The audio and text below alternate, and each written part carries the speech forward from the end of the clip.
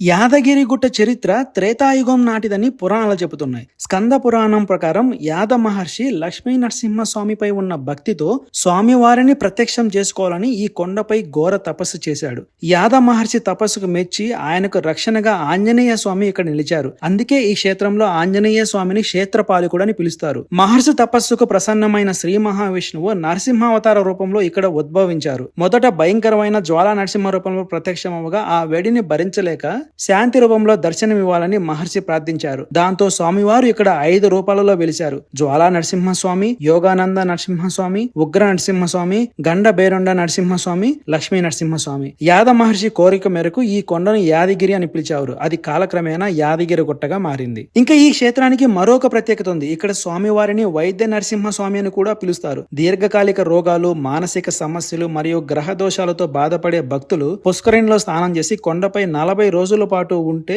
వారి రోగాలు నయమవుతాయని భక్తుల నమ్మకం. ఇంకా శ్రీకృష్ణ దేవరాయలు కూడా యుద్ధాలకు వెళ్లే ముందు ఈ ఆలయాన్ని దర్శించి విజయం కోసం స్వామివారిని ప్రార్థించేవారని చరిత్ర చెబుతుంది. హైదరాబాద్ ను పరిపాలించిన 7వ నిజాం మీర్ ఉస్మాన్ అలీ ఖాన్ తన హయాంలో ఈ ఆలయానికి 82,825 గ్రాంట్ను మంజూరు చేశారు. 2023లో కూడా నిజాం వారసులు స్వామివారికి విలువైన ఆభరణాలను బహుకరించారు. ఇంకా తెలంగాణ ప్రభుత్వం ఈ ఆలయాన్ని అత్యంత ప్రతిష్టాత్మకంగా దాదాపు 1800 కోట్ల బడ్జెట్ తో యాదాద్రి పేరుతో పునర్నిర్మించారు. అగమ శాస్త్రం ప్రకారం కాకతీయ శిల్పశైలిని ప్రతిబింబిస్తూ ఈ ఆలయాన్ని పూర్తిగా కృష్ణశిలలతో అంటే నల్లరాలతో నిర్మించారు. గర్భగుడిలోని స్వామివారి కోసం పురుష శిలలను, అమ్మవారి కోసం స్త్రీ శిలలను, ఫ్లోరింగ్ మరియు గోడల కోసం నపుంసక శిలలను వాడారు. ఆలయ ప్రధాన గోపురానికి మరియు విమాన గోపురానికి పెద్ద ఎత్తున బంగారు తాపడం చేశారు. ఈ క్షేత్రం గురించి ఒక్క మాటలో చెప్పాలంటే సహజ సిద్ధమైన కొండ గుహలో స్వయంభుగా వెలిసిన లక్ష్మీ నరసింహస్వామి క్షేత్రం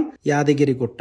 ఇంకిక్కడ బస్ స్టాండ్ కి రైట్ సైడ్ లో పుష్కరిణి ఉంటుంది. లెఫ్ట్ సైడ్ లో అన్నదానం జరుగుతుంది. మధ్యాహ్నం 12 గంటల నుంచి 3 గంటల వరకు ఉంటుంది. ఇంకా పుష్కరిణికి స్వామివారి ఆలయానికి 4 కిలోమీటర్ల దూరం ఉంటుంది. ఇక్కడ నుంచి ఫ్రీ బస్సులు ఉంటాయి, అప్ అండ్ డౌన్ ఫ్రీ బస్సులు ఉంటాయి. ఇంకా ఈ ఆలయానికి సంబంధించిన మరిన్ని విశేషాలు నేను డిస్క్రిప్షన్ లో ఇచ్చాను, చూడండి. కుదిరితే ఈ ఆలయాన్ని దర్శించండి. ఓం శ్రీ లక్ష్మీ నరసింహ స్వామియే నమః.